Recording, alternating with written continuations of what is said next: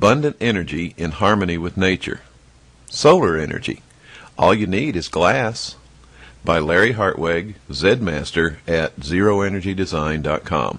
Sunlight can make your car 160 degrees Fahrenheit in the summer. That's hot enough to crack the plastic dashboard. Glass allows light in, but it traps heat. The scientific principle is called the greenhouse effect. We live in a world where business as usual thinking causes the vast majority to completely ignore obvious trends. Therefore, we are forced to be totally frank and blunt. Burning expensive, non-renewable, highly polluting fossil fuels to heat buildings is spectacularly stupid. We must stop subsidizing this stupidity and encourage the use of free, clean, abundantly available solar energy. Sunlight through any window can heat up a room. This is a good thing in the winter, but a bad thing in the summer. We can design to allow solar gain in the winter and block it in the summer. Poorly designed windows on most modern buildings can cause more bad heat transfer on winter nights and summer days than the good solar gain that they allow in on sunny winter days. Thermal modeling is important to solar energy design. The simple solution is called isolated solar gain through a greenhouse, solarium, sunroom, or conservatory. This creates a thermal buffer zone between interior and exterior glass. In essence, there's one window on the outside of the solarium and an additional window between the solarium and the interior living quarters that maintain comfortable temperatures. The sunroom is located on the equator side of the house. In the northern hemisphere, the equator side faces south. In the southern hemisphere, the equator side faces north. We maximize glass on the equator side and interior views through the sunroom to the outside, which allows in abundant daylight. We minimize glass on the other sides of the house. The solarium should not be an afterthought. It can be integrated into a very low-cost, near-zero energy home. We've known how to do this since the President Carter administration 1978 solar energy tax credits. All it takes is well-designed glass. This 1982 Zero Energy Design home was demonstrated inside the huge National Energy Expositions nearly 3 decades ago. This 1980 Zero Energy Design New England salt box home uses a 2-century-old shape for very good thermal reasons. The south side is high to allow abundant sunlight into the solarium. The north side is lower to block cold winter wind. We design solar space heating and cooling techniques into the envelope of the building itself. These photographs of actual homes show sunspace creativity in both single and 2-story homes. There are many different options for large and small solariums. They provide sweeping panoramic views and abundant daylight to all rooms in the house. Very low-cost greenhouses can be constructed on the equator side of the home that just have a dirt floor that's useful for any type of planting. The year-round conditions in the solarium are often tropical.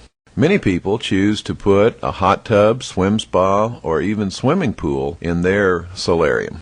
The solar heated water contributes to the thermal mass and the performance of the home.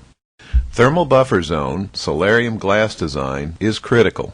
In cold climates, we want to maximize interior solar gain in the winter. In the summer, we want to eliminate all direct solar gain. This requires the designer to understand the annual path of the sun. In the winter, the sun is low. In the summer, it's 47 degrees higher. This is a latitude-based design parameter used for overhangs. Solarium heat exhaust vent controls are also provided.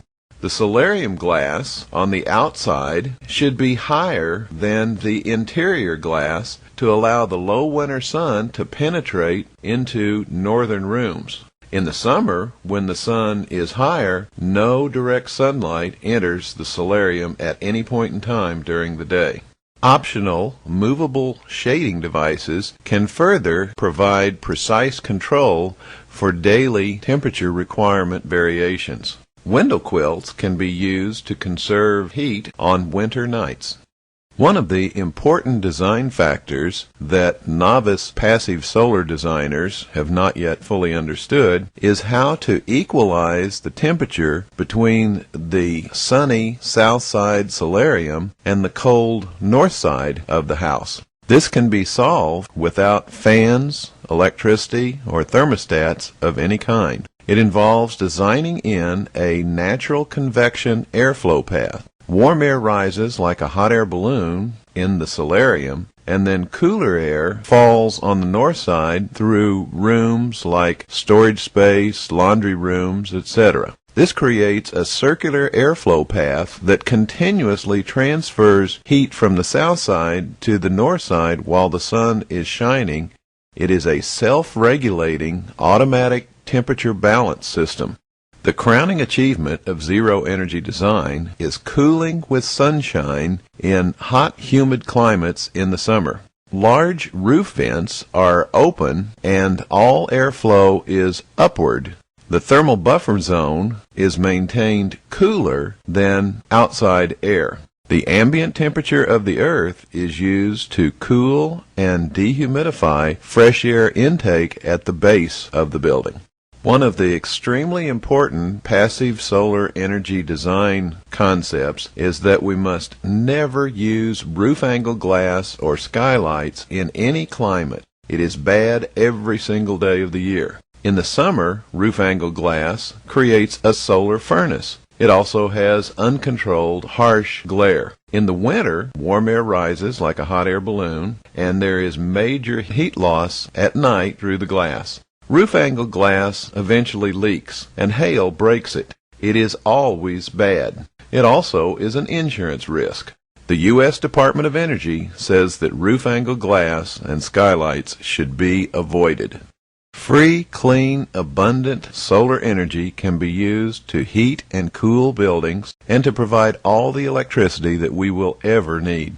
There are 1,000 specific details in order to provide abundant energy in harmony with nature. We discuss them on zeroenergydesign.com and passivesolarenergy.info. Please see our other narrated videos on YouTube under the topic of Zero Energy Design.